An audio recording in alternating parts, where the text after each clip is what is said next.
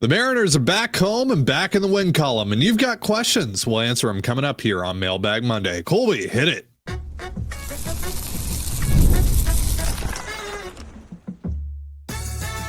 You are Locked On Mariners, your daily Seattle Mariners podcast, part of the Locked On Podcast Network, your team every day.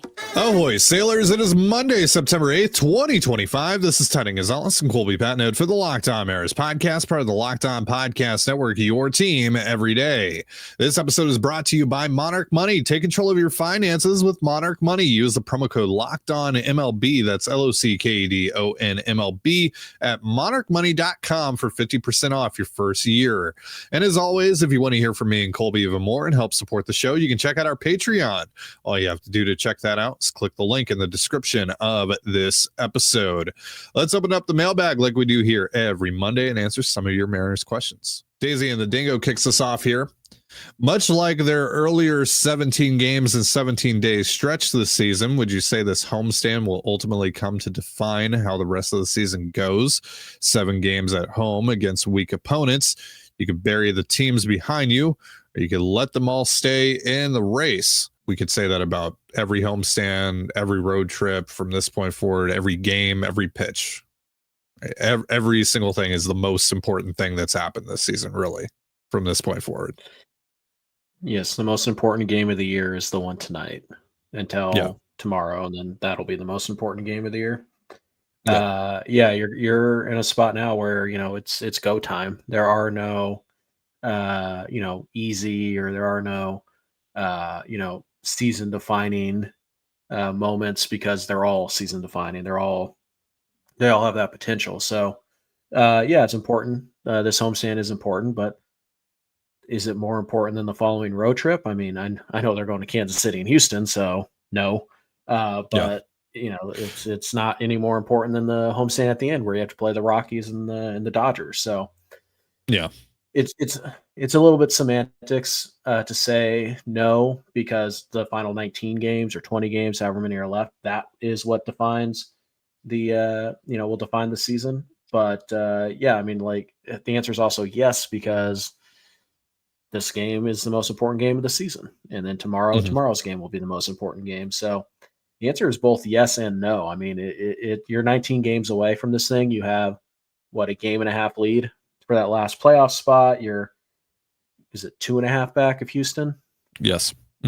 So, still technically can win that division, but you got to win games. And so, you can't just be like, oh, well, it's okay if we lose this series because we need to save our bullets for the next series. No, you have to kind of put the pedal to the metal right now. We are in sprint mode at the end of the marathon here. So, the marathon is just about over, and you have not done enough, unfortunately, to kind of coast to the finish line, which you had the opportunity to do over these last 20 games or so, and you failed. You epically failed. So now you still have to put the pedal to the metal, and you have to grind it out for the rest of this year. So unfortunately, because you didn't take care of business on the last road trip and the road trip before that, now you have to really grind out these last 19 games. There is no opportunity to kind of, let's short start some guys. Normally we'd use this guy, but we need to rest him up for the postseason. No, you're in the postseason right now. You basically started the postseason already. So I guess the answer to your question is both yes and no. Yes, this will define the season, but no more so than tomorrow or a week from now or anything like that. So kind of tough to answer. Yeah, I mean, schedule-wise, opponent-wise, the next road trip, the final road trip of the year is the most important, because those are the two main teams that we've all been scoreboard watching. But also that road trip could mean more or less depending on what happens during this homestand. All right, Night Runner wants to know, what record in the remaining games do you think will win the division? I feel that it's 13-6, providing that the M's win the Astros series. Also, what do you think is needed to make the playoffs? I feel it's 11-8. I think 11-8 gets you in if you win the Kansas City series, because then you'll have the tiebreaker over them, and you have the tiebreaker over everybody who's chasing you. not over the teams that you're chasing. And maybe Houston, we'll see. The whole like Houston series, we'll worry about that when we get there, because that might not be for the division at all, or it might be for the division. Like, we don't know. If you're 4 games back, that series really doesn't matter all that much. I mean, it really doesn't. If you sweep, fine, but yeah, right. Well, I mean, that's the thing, is that if you're not within 1 game of Houston at the start of that series, a series win really doesn't do anything for you. So it's just kind of one of those things where we'll worry about that when we get there. But yeah, in general, 11-8 would give them 86 wins. Yeah. So yeah, 86 wins. I think that would probably do it again, unless you get swept by Kansas City. You're still in pretty decent shape right now, just because the clock is running out essentially, and you're kind of running down the clock on this thing. But yeah, I think if you go 11-8, I think your odds, and as long as you don't get swept by Kansas City, I think your odds are pretty good of getting in with 86 wins. I think 87 definitely gets you in. As for winning the division, yeah, you have to do something like, you do something like 14-5, I think, to win this division. But we'll see. I mean, a big part of this is, how does Houston play? And the answer is, I don't know. The American League is so mediocre. Any of these teams can get hot over this last 3 weeks, and any of these teams could collapse over these last 3 weeks. So it's hard to say, but in general, I think 12 is probably the number you're shooting for. They win 12 games down the stretch here. I think they're almost certainly getting in, and it probably gives them enough of a shot to win the division, assuming you handle your business against the Astros. So I think 12 is probably the number to shoot for. The Astros have been so painfully mediocre for the last 2 months. They've been playing like slightly sub 500 ball for the last 2 months. They just lost a series to the Rangers, who are all beat up. They're going to Toronto tomorrow, so we'll see how that goes. That might be a big like tip off as to how the next couple of weeks are going to go for them. I think it's reasonable to expect, like, worst case scenario, they go 11-7 over the stretch, and that's including you taking that series in Houston. So that would get them to 89 wins. So you would have to win 15 more games or 14 more games. And then with the wild card, I think 12 is the safe zone. I think 11 is probably even the safe zone, especially if you won the series against the Royals. 9 or 10 is where, like, you probably still could get in, but that's dicey, especially depending on what happens in Kansas City. But yeah, I would say 11-12 is the safe zone. Like, you're pretty much, you do that, you get to that mark, you're probably in. All right, we are going to answer more of your questions here in just a moment. But first, a reminder, this episode of the Locked On Mariners podcast is brought to you once again by Monarch Money. Ever check your bank account and wonder, where did all my money go? Between dining out, online shopping, and entertainment, it's easy to lose track. That's where Monarch Money comes in, your personal CFO giving you full visibility and control over your finances. Monarch Money isn't just a budgeting app. It's a complete financial command center. You can track all your accounts, investments, and spending in one place, so you stop just managing your money and start building wealth.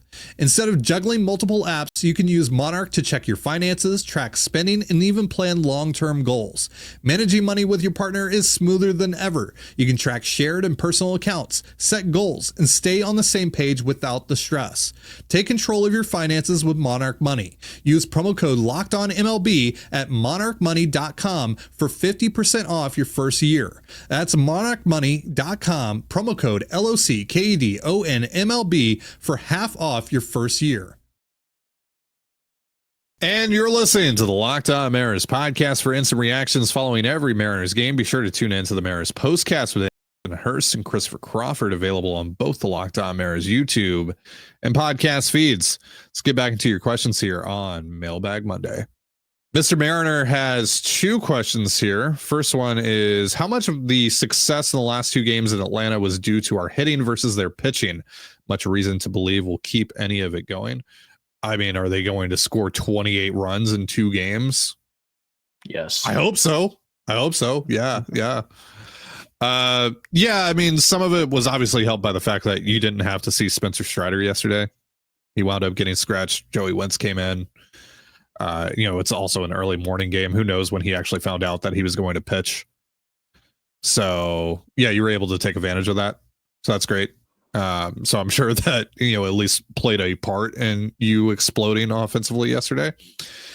But in general, I mean, this offense should be dominant.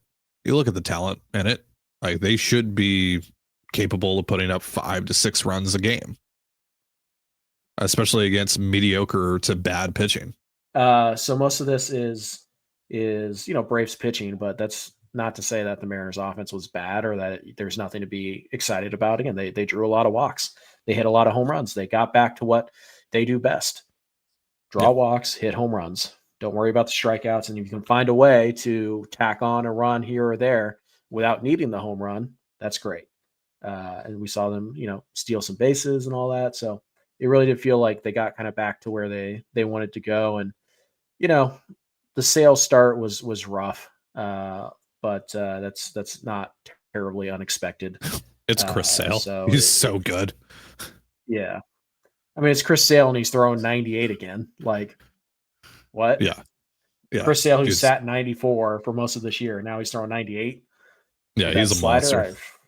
And they still had a shot to win that game. Yeah, but can't believe the Braves got him from Vaughn Grissom. Crazy. Anyways, the Red Sox didn't want to pay him any more money. But so I think mostly it's like in the scheme of things, like the Braves pitching was really bad over the last 11 innings of that series. But the Mariners offense we know is really good. So it's kind of tough to say, is this more pitching or is this more the offense? Because it's both. I mean, the Braves walked a bunch of guys, but the Mariners didn't miss the cookies that they got, and they hit them with damage. They didn't just flip them into left field for singles. They hit them over the wall. So, it's tough to say. I would say ultimately, it's probably more about the Braves and their pitching than anything, but the Mariners have a very talented lineup. We know this. It was nice to see Josh Naylor hit on the road, even if it was only for a couple of games. And obviously Julio's on another, heater right now as well. Yeah. So great sign. Wouldn't expect it. They're probably going to get shut out at some point over the next, 3 days. But you look at who the Cardinals are throwing out there, not exactly a murderer's row of pitchers either. I think the guy having the best season that you're going to face is Liberatore, which, he's lefty who's got good stuff. So that might be a bit of a trouble, but you're getting McGreevy and I think Mikolas. So good chance to continue to hit and to score some runs here. But I wouldn't expect them to score, 10 plus runs a game for the rest of this year, but or outscore 13 NFL teams yesterday with Brian Wu on the mound tonight. I mean, that's the other thing too. This is why run differentials are really bad stat guys because of yesterday. But still fun. So I'll go out on a limb here and say they will not score 18 runs for the rest of the year in a single game. Mr. Mariner's second question of the day is, do we think Cole Young can make the adjustment, or will it be best for him to fill a backup role for the remainder of the season? I would put Polo at second base for the rest of the year, and then platoon Garver and Canzone and Raley at DH. Young comes in as a late game defensive replacement, starts here and there, but for the most part, he's on the bench. Yeah, you're gonna have to give him starts at some point because I mean, as much as we would like Polo to be able to play the field every day, I think we should know that he can't. He's just not physically capable of doing that, and he's hitting right now, so you really don't want to, mess with him too much and get him out of his groove because he really does lengthen this lineup. Polo's had a very underrated season, and he vested that option. So good on him. Yep. He's got some control over what happens this offseason, and he's earned it. He's certainly earned it. So you got to be careful there. Right? So I don't think you can run Polo out there 19 times in the last 19 games. So I think you're going to have to give Young at least, 10-ish starts down the line. But also Leo Rivas could come into play here. I know he didn't have a good game yesterday, but again, pretty solid player who has been, pretty much helped you every single time he's been out there. And he got back-to-back starts, which was nice to see. I'm happy that Dan actually did that. So, you might still see Rivas over Young a couple of times, but you just can't use Young on the bench for the next 19 games. He's going to have to play some. But I do think that Polo, you might ask him to play second base a little bit more. And then on days where Polo might not, you might not want him out there, then it's probably a coin flip between Rivas and Young, and it depends on the matchup that you're going to see. So, I think primarily Young's rookie season is now more of a support role than an everyday player. But he is going to have to play a little bit. I mean, there's just no way you can hide him on the bench for the next 20 days. It's just not going to happen. No. But for the most part, I'm using him as a defensive replacement and occasional start. Like, I'm probably only giving him 1 to 2 starts a week right now. I mean, I feel like tonight they're going up against Mikolas, right? McGreevy might be a good spot to give him a start. He's probably not going to face Liberatore, and then we'll see what happens. So tonight, but he's going to have to. I think probably a series. There's 6 series left, so you give him 6 starts, and then it's pinch running, defensive replacement, maybe the occasional pinch hitting opportunity in the right situation. But I think it's more support player than everyday player right now for Cole Young. He's just slumping at the wrong time. All right. We will answer a couple more of your questions here in just a moment. But first, a reminder, this episode of the Locked On Mariners podcast is brought to you by Zipix. This episode of the Locked On Mariners podcast is brought to you by Zipix Toothpicks. Whether you're looking for nicotine satisfaction or an energy boost, Zipix has you covered with their nicotine and caffeine-infused toothpicks. For nicotine users, Zipix provides a discreet way to satisfy cravings and the hand-to-mouth habit without vaping or smoking. Zipix can be a helpful tool as you work to reduce your dependence on vaping. Available in 6 great flavors with 2 milligram and 3 milligram nicotine options. And if you need energy without the crash, their caffeine toothpicks are a game changer. Go to zipixtoothpicks.com and use the promo code Locked On. That's LOCKEDON for 10% off your first order. Must be 21 years old or older to order. Warning: nicotine is an addictive chemical. That's zipixtoothpicks.com. Promo code Locked On. That's LOCKEDON. Zip more, smoke less with Zipix Toothpicks. And you're listening to the Locked On Mariners podcast. It's Mailbag Monday. Let's get back into your questions. Tom wants to know, out of the other 5 AL playoff teams, assuming the standings end as they are today, which team is the toughest on paper for the Mariners? Which is the easiest? To me, it's the Red Sox or the Blue Jays. The Red Sox because they can run. They can really, really run with like Duran and Rafaela. And then the Blue Jays because they just don't strike out. And I'm a bit concerned about how the Mariners pitching staff stacks up against them, particularly on the road. Yeah. I don't know. I don't think the Yankees are a particularly good matchup for the Mariners at Yankee Stadium in particular. Yeah. But then again, who is a good matchup for the Yankees at Yankee Stadium? But I think probably the toughest matchup for me would be Boston, just because of the athleticism, the defense. They do have pitching concerns, sure. Obviously, again, nobody in the American League should scare you. Like, could the Mariners win series against any of these teams? Absolutely, they could. Would it shock anybody if they beat the Red Sox at Fenway Park, in the best of 3? It shouldn't. I mean, maybe a little bit because it's just Fenway, but like, it really shouldn't. Seattle's just as talented as them. It's just very specifically what Seattle doesn't do well are a bunch of the little things, right? They don't hold runners very well. They don't keep guys going from first to third. They don't really hit their cutoff man that well. They don't tag well. It's just those little tiny things that add up. And so the team that can expose those with their athleticism is the team that's going to give you the hardest matchup. And to me, I think that's Boston. It's for the easiest. Tempted to say Detroit. I mean, obviously you have to deal with Skubal in game 1. Yeah. You beat him twice, I know, but like, come on. But after that, there's just not a ton. of depth in that rotation. The bullpen isn't as good as it was last year. They've been mediocre over the course of the second half, and you've proven you can go into their ballpark and beat the what out of them. So Yeah. I'm tempted to say Detroit here, but it's probably Houston is probably the easiest matchup. And again, I say easiest, understanding that Relative anybody in the to, American League yeah. can beat anybody else. Yes. Yeah. So Yeah. they could very easily just sweep the Mariners out of the playoffs in Houston, no question about it. But could Seattle do the same to them? Yeah. Yeah, they absolutely could. And, Framber is their ace. And it's like, Framber either gets God or he gets the Mariners. Like there's no in between there. Hunter Brown is tough. I think I'll probably say Detroit just because they kind of don't have the 1-2 punch of Framber and Hunter Brown. But Houston, I'm not afraid of Houston. Like I'm not afraid of going into Houston and winning games there. They've done it before. They can do it again. It's different to do it in the playoffs where they were 0-2 last time.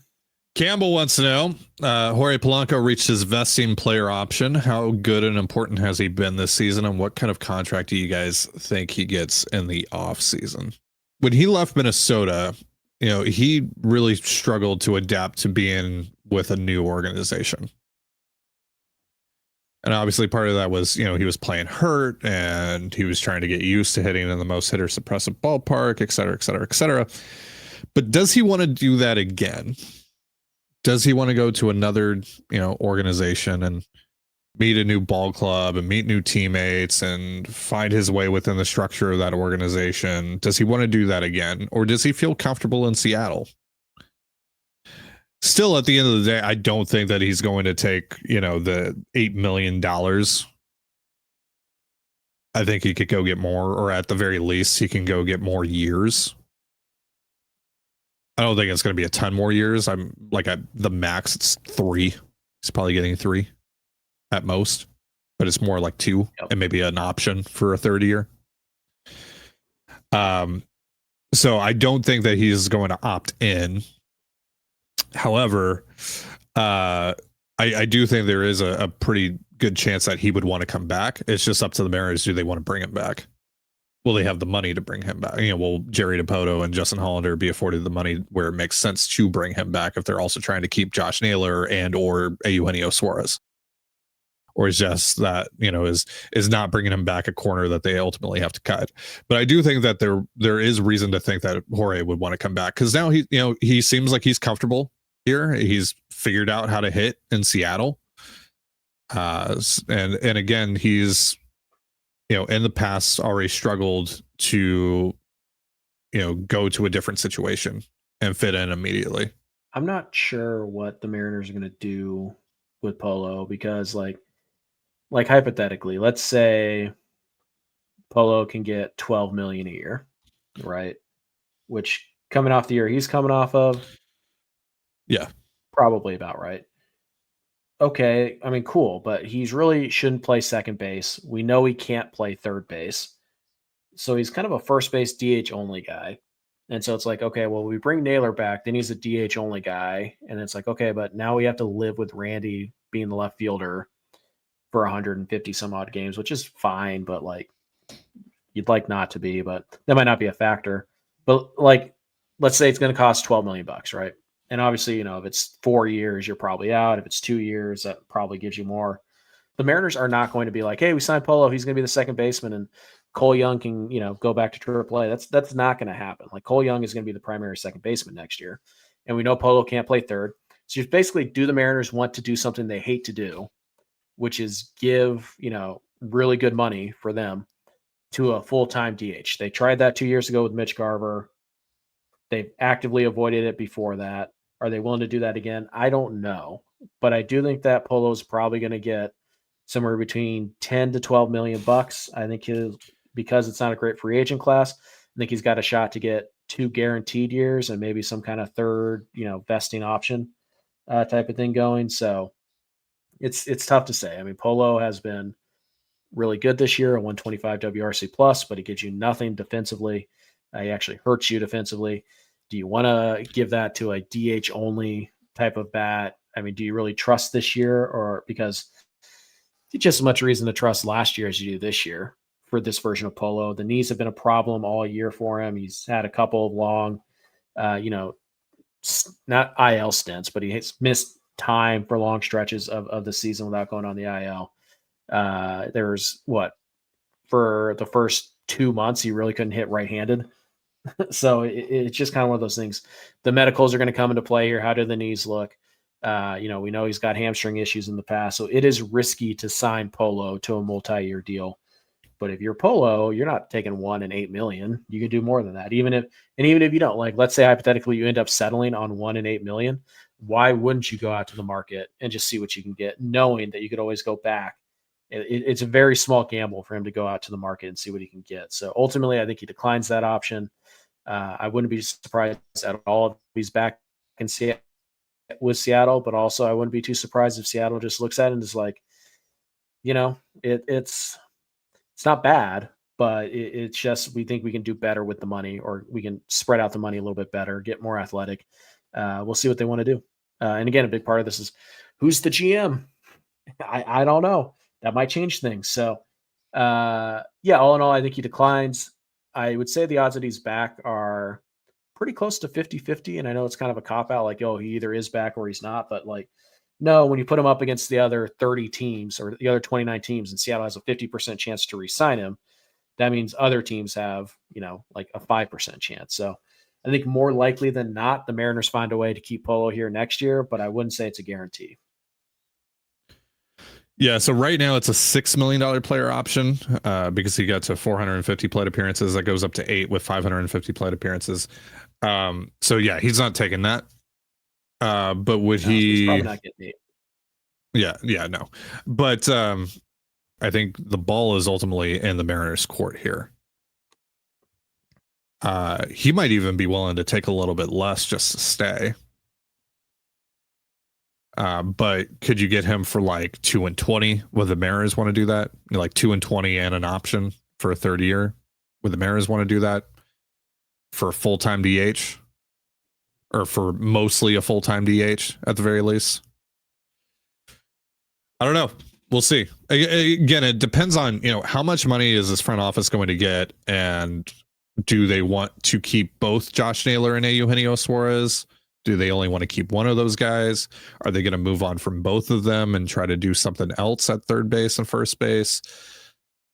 Everything with this upcoming offseason hinges on those two guys and what they want to do with them. All right. Tom wants to know how much help could Gregory Santos be? If you got 2023 Gregory Santos, it could be season altering.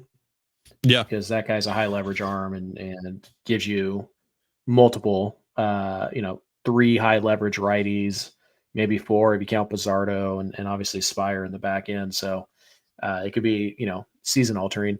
Mariners, Gregory Santos, no idea. He's thrown like 8 innings for you. I don't know how you could possibly have any idea how much he could help. Like he's certainly not a lock to be on any kind of playoff roster. Which is saying something considering how bad, the Mariners like 6, 7, 8 guys are in the bullpen. But I don't have any feel for Gregory Santos right now. It's kind of one of those, I have to believe it, or I have to see it to believe it type of situations. And it's just tough to envision me seeing it in a handful of, maybe a handful of outings at the end of the year where hopefully he's not so bad that he accidentally costs you games that you desperately need. So I have no idea how to answer that question. All right. That is going to do it for our show. Thank you so much for joining us here on the Locked On Mariners podcast. For Colby Patnode, I'm Titan Gonzalez. Be sure to give us a follow on Twitter at LO_Mariners. You can follow me at Titan Gonzalez and Colby at CPAT11. That's CPAT11. We're also on Blue Sky. You can follow me at TDG, Colby at MLB Colby, and the show at Locked On Mariners. You can also find us on Instagram at Locked On Mariners. Have yourself a beautiful baseball day, and we'll see you next time. Peace.